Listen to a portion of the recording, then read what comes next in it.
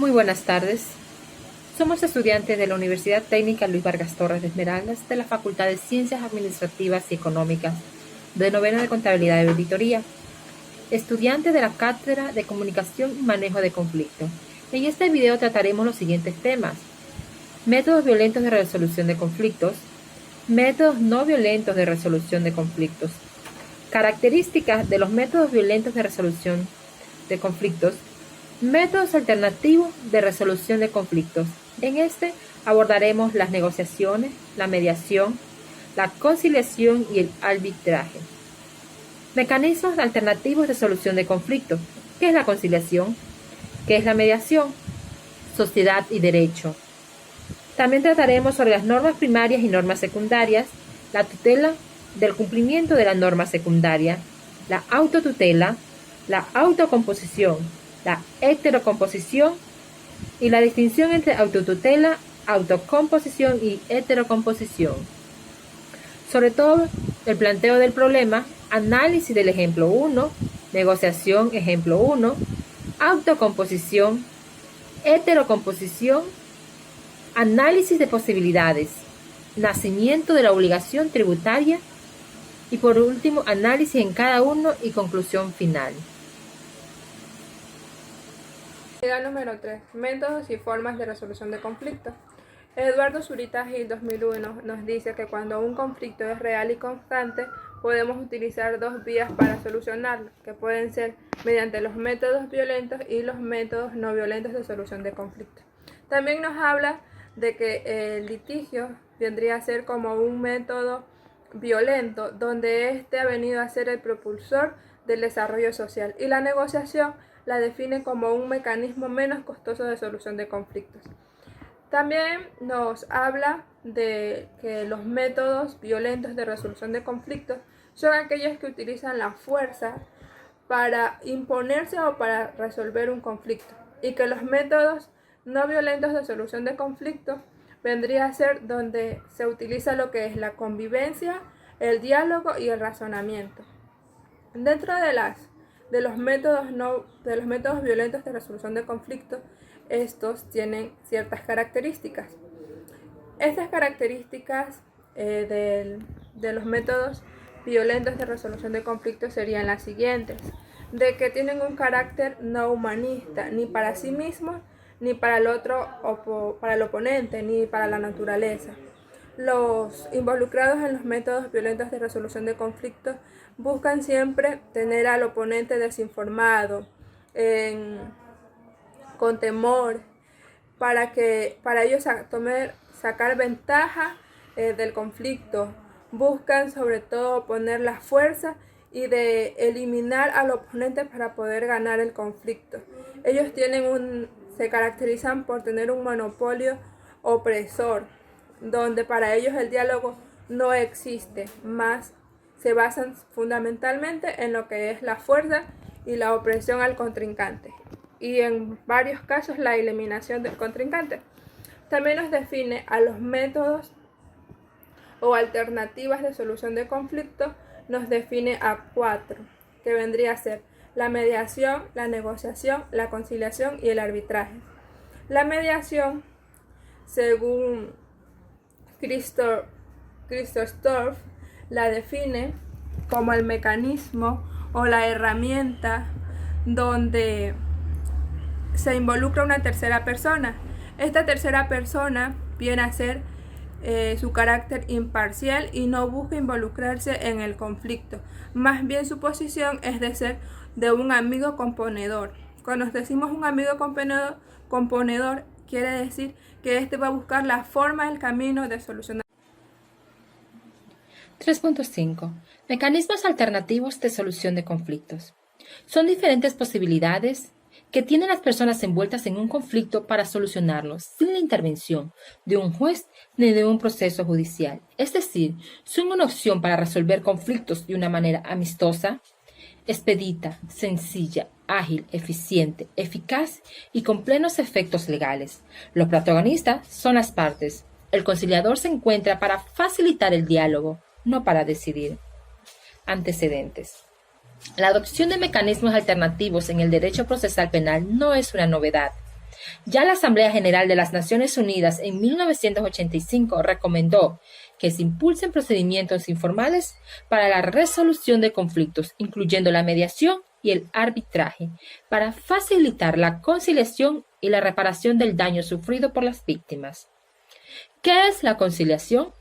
Etimológicamente, la palabra conciliación proviene del latín conciliatum, que se deriva de conciliare, cuyo significado es encontrar acuerdo entre diversas posiciones.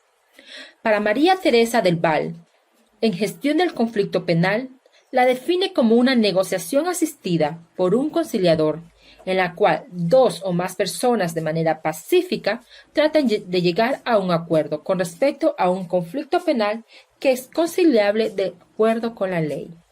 Se puede inferir entonces que la conciliación es un mecanismo de la justicia restaurativa y que por esta razón es una gestión pacífica del conflicto penal, como acertadamente sostiene María Teresa Val. Los aspectos jurídicos de la conciliación se estructuran en lo siguiente: es un acto jurídico sustancial, es un elemento necesario, es un elemento obligatorio, además es un acto de todos los sujetos procesales, es un acto de autonomía de la voluntad de las partes, expuesta a la perentoriedad, y es un acto procesal. ¿Qué es la mediación? El diccionario de la Real Academia de la Lengua define la mediación como acción y efecto de mediar. Para Franco Sánchez Hidalgo, define la mediación como una negociación asistida en la que un tercero imparcial ayuda a que dos partes encuentren una solución final a un conflicto o controversia. Para lograrlo, las partes colaboran entre sí. Para ellas exponer propuestas que, de ser posible, llegarán a un acuerdo. La mediación y repara el daño ocasionado por la violación de un derecho. La tutela jurídica constitucional está reconocida en la Constitución como un derecho fundamental, pero más allá de esto hay que ser claros, es decir, que la tutela jurídica constitucional está inmersa en cada uno de los derechos reconocidos en nuestra Carta Magna. Este puede aparecer a ser adictada, activada, como la menciona la propia Constitución, en el momento en que un derecho sea conculcado o para prevenir que se vulneren los derechos y garantías de las personas. No necesariamente tiene que ser activada o puesta en acción por medio de las partes, sino más bien es una obligación constitucional que el administrador de justicia, en base a los principios de oficio y por iniciativa propia, proteja los derechos de las partes. Con eso se cumplirá que la justicia es social, es decir, que llegue en beneficio de una sociedad sin importar el nivel que tenga ésta. Debe destacar también que en nuestro país contamos con la Corte Constitucional, órgano que tiene como finalidad el control constitucional. Este control se lo realiza a los procesos que fueron resueltos por la justicia ordinaria, destacando que no se consideran aspectos legales, sino como solo cuestiones que tengan que ver con los derechos constitucionales que pudieron ser vulnerados en una decisión emanada de la justicia ordinaria.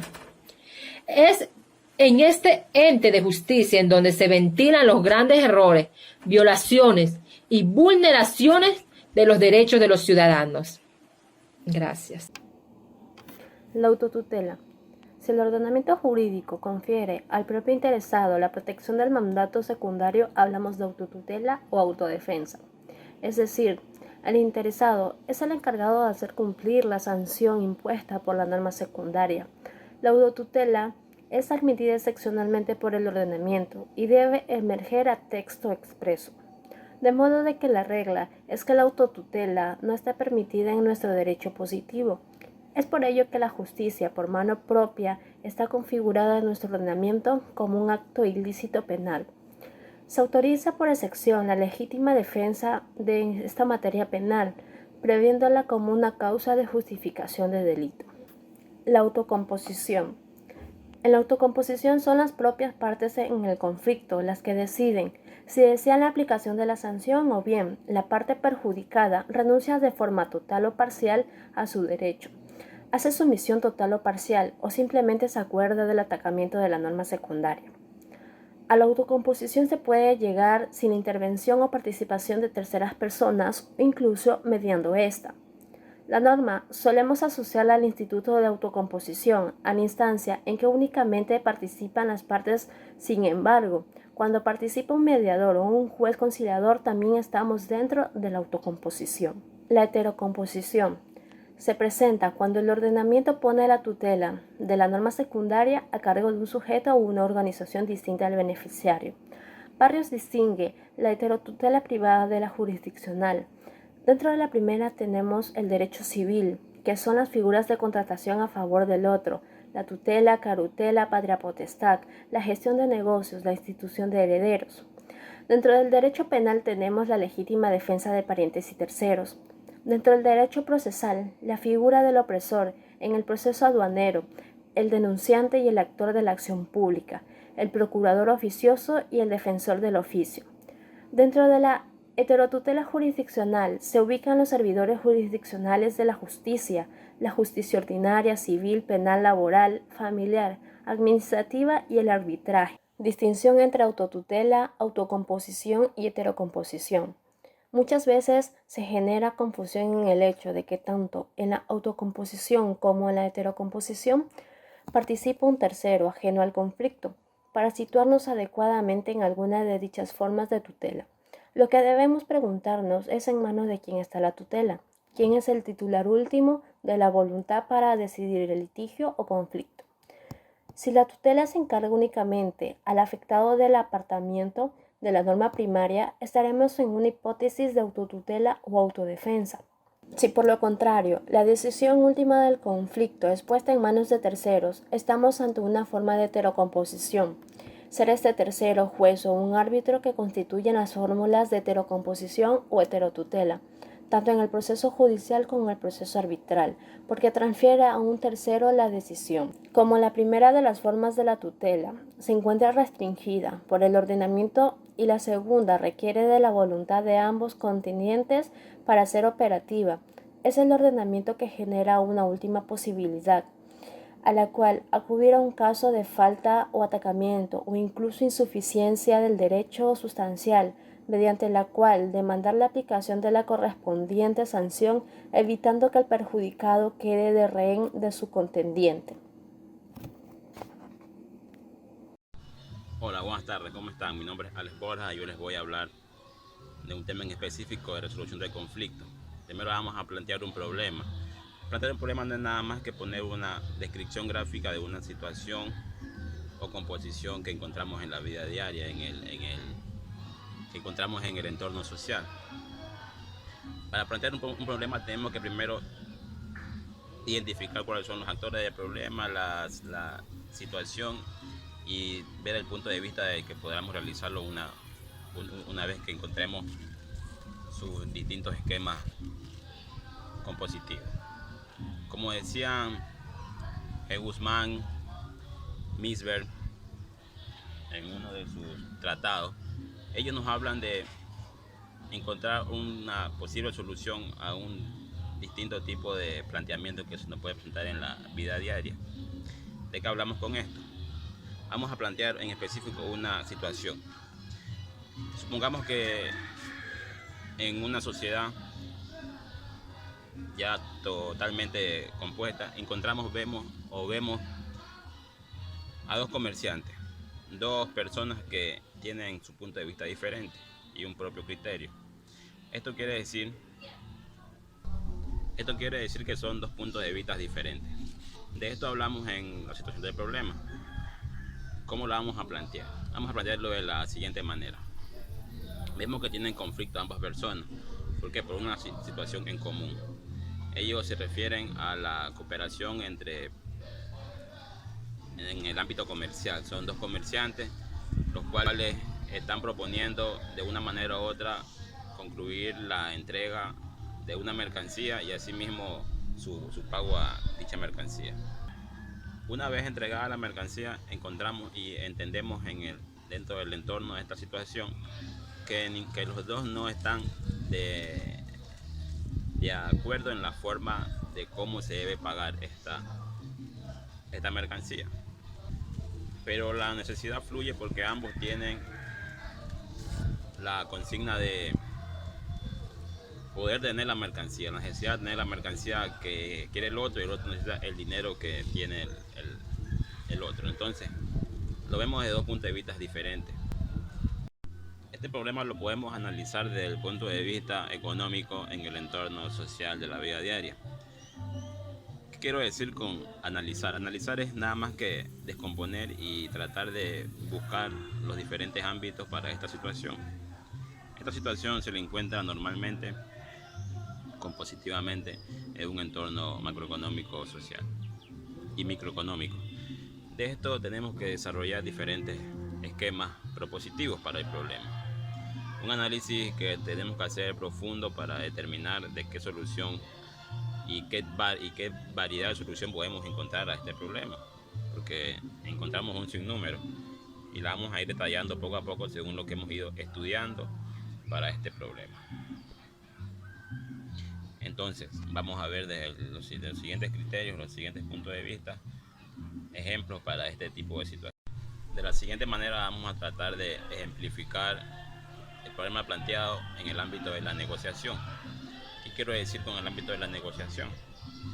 La negociación, como vimos en anteriores capítulos, nos habla de encontrar una solución al problema dado desde el punto de vista de que ambas partes salgan ganando, de que ambas partes estén de acuerdo en los puntos a contravenir. El problema nos hablaba de criterios diferentes en el ámbito comercial entre dos comerciantes, en la forma de pago de la entrega del producto. Bueno, se sientan las partes y comienzan a tratar de imponer cada uno su criterio y ver su punto de vista. Desde esa magnitud entendemos que las personas proponen según siempre para querer ganar.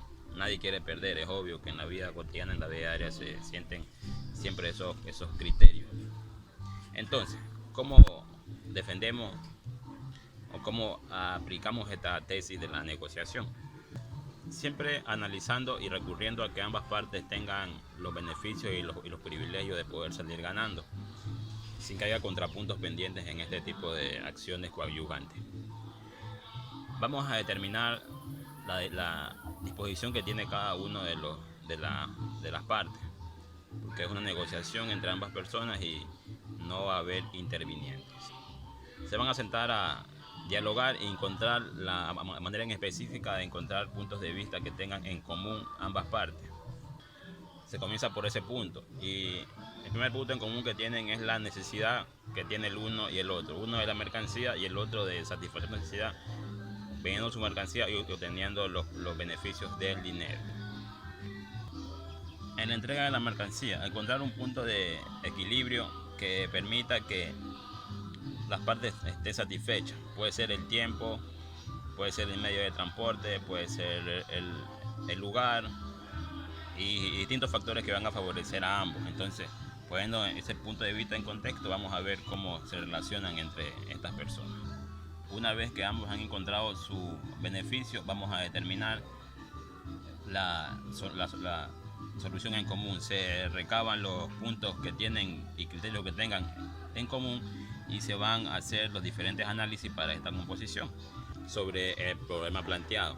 Entonces, ¿qué nos quiere decir esto? ¿Qué nos quiere decir la autocomposición? La autocomposición no es nada más que la solución de un conflicto sin que un tercero intervenga, sin que intervenga un negociador, un juez, un árbitro o algún otro tercero que pueda tener injerencia sobre el conflicto. Solamente lo van a resolver ambas partes, las dos partes que tienen el beneficio o la pérdida según sea el caso, el problema que se plantee en la situación. Para el problema que se planteó en un principio de los dos comerciantes, podemos entender que la autocomposición va a ser un beneficio para ambas partes, porque no se va a requerir de una tercera persona, aunque en ciertos casos sería lo más adecuado. Pero para esto entendemos que las partes se preparan tanto en conocimiento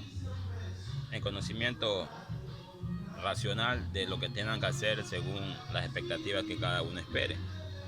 Bueno, definamos como un ejemplo el problema planteado de la autocomposición. Ambas partes se reúnen con criterios propios desde sí y se van a sentar para solucionar ese conflicto que tienen sobre la mercancía y sobre el pago de la mercancía. Desde aquellos puntos de vista podemos definir la autocomposición en un problema no apto para terceras personas, porque si no se cambiaría el contexto de la negociación. Entonces, de esta manera, fácil y sencillo, podemos determinar que la autocomposición lo va a ayudar a ambos, porque se sentarán, conversarán y determinarán beneficios propios. Quizás alguno tendrá que ceder, otro tendrá que salir ganando, otro perdiendo, pero van a encontrar la manera de solucionar el conflicto que tengan en común. Para este ejemplo, citando un ejemplo que se podría dar en el caso de ambos, se sentarían y determinarían el tiempo de entrega, determinarían el plazo, el pago, determinarían diferentes situaciones que les beneficia a ambos, o en el caso de no ser perjudicial para uno, pero en el mínimo común. Eso quiere decir que beneficia a otro no más que lo que perjudica al otro, o sea que la balanza no se distorsione tanto de lo que podemos esperar. Bueno, esperando haber sido lo más claro posible y que hayan entendido estos ejemplos y este problema planteado. Me despido, soy Alex Borjas, muchas gracias. El tema que me ha tocado a mí distribuirles, hacerles conocer es la heterocomposición de un problema. ¿Qué es la heterocomposición? Heterocomposición es un término jurídico aplicable en el ámbito procesal o en el ámbito de derecho, donde ambas partes se comprometen a acatar la disposición de un juez, a acatar el dictamen final de un juez, o sea, se someten a las leyes, a la legislación, o sea, la máxima autoridad que es competente, que puede ser en este caso un juez. Voy a citar algunos ejemplos. El ejemplo de la heterocomposición, cuando un matrimonio debe de ser un acto en que ambas partes están de acuerdo para terminar con el vínculo conyugal. Entonces, estas dos partes buscan a un juez, quien hace como árbitro, para que ninguna de las dos partes se sienta perjudicada, sino todas tengan sus gananciales, tengan su ganancia. Tenemos que tener claro que en la heterocomposición participa un tercero. Este tercero es quien hace de mediador, de juez, de contraparte, es el que incluye todas las perspectivas, todas las opiniones, todo lo que va en derecho para poder mediar, para poder solucionar determinado problema. O sea, él es el que tiene la última voz de voto, o sea, la voz fuerte de voto. Él es el que toma en sí la decisión correcta para solucionar dicho conflicto. De esto trata la heterocomposición, que es muy diferente a la autocomposición y a la autotutela. O sea, esa es la diferencia entre heterocomposición, lo que se distingue de las demás. Ya cada uno de mis compañeros le hablará de qué quiere decir la autotutela, qué quiere decir la autocomposición. Bueno, de acuerdo con el ejemplo que citamos en esta investigación, tenemos que hay dos empresarios que están discutiendo, o sea, que están teniendo un conflicto por un negocio que no pudieron concretar o que no pudieron cerrar. Ellos tuvieron diferentes alternativas para solucionar este conflicto, empezando desde la autocomposición y terminando en la heterocomposición. O sea, pudieron haber utilizado una conciliación que forma parte de la autocomposición, no, siempre y cuando esta era correcta, siempre y cuando no haya el fallo de un juez, o sea, no haya una conclusión, ¿cómo se dice? Un proceso ejecutoriado. Entonces, ellos se pueden acatar a esta conciliación que es de la autocomposición. O si no, a la heterocomposición, que ahí ya viene un mediador, ya viene un juez, una persona que está encargada de ponerle, en base a la ley, ponerle fin a ese asunto, a ese problema.